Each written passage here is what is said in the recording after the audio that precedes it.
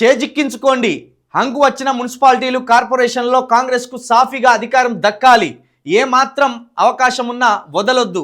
ఎవరొచ్చినా కాదనకుండా పార్టీలో చేర్చుకోవాలి.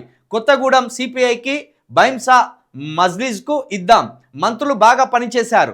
బేష్. పురపాలక సంఘాలను దేశంలోనే ఆదర్శంగా తీర్చిదిద్దేలా చర్యలు చేపడతాం. ఇదే ఊపుతో పరిషత్ సంగ్రామంలో గెలుద్దాం. త్వరలోనే జెడ్పీటీసీ, ఎంపీటీసీ ఎన్నికలు. మంత్రులతో భేటీలో ముఖ్యమంత్రి రేవంత్ రెడ్డి. మొత్తానికి ఈ 116కు సంబంధించి 90 గెలుచుకున్నారు కదా, ఇంకా దగ్గర 14-15 అంగొచ్చినాయి.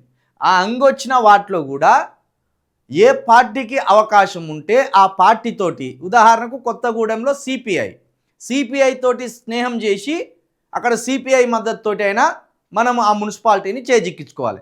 ఇక బైన్సా లాంటి ప్రాంతంలో అక్కడ మస్జిద్ తోటి మనం పొత్తు పెట్టుకొని అక్కడ అది కైవసం చేసుకోవాలి.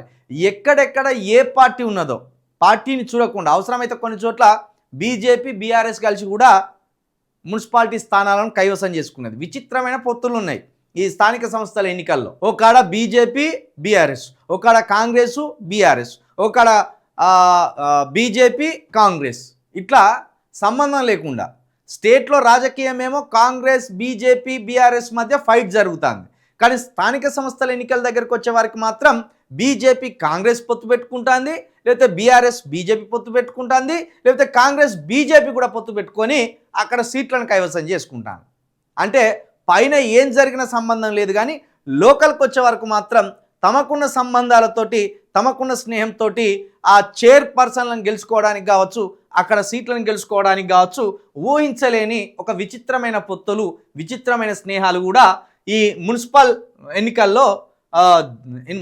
ఎన్నికల్లో మనం చూసినాం. అందుకే ఇప్పుడు రేవంత్ రెడ్డి గారు కూడా ఏమంటారు, ఎట్టి పరిస్థితుల్లో ఒక్క సీటును కూడా చేయి జార్చుకోవద్దు, ఎవరితోటైనా పొత్తు పెట్టుకోండి, మనకు ఎవడు శత్రువు లేదు, లోకల్గా మీతో ఎవరికి శత్రుత్వం ఉన్నా పట్టించుకోకండి, అది మస్లిద్ పార్టీ అయినా, లేకపోతే బీజేపీ పార్టీ అయినా, ఇంకో బీఆర్ఎస్ పార్టీ అయినా, ఎవరినైనా గుంజుకోర్రి, కథం సీట్ను కైవసం చేసుకోండి అనే ఒక ఏ రాజకీయ నీతి లేని ఒక సిద్ధాంతాన్ని బోధిస్తున్నాడు. ఆయన ఒక ఆలోచనకు కూడా తెరలేపిండని మనం మాట్లాడుకోవచ్చు.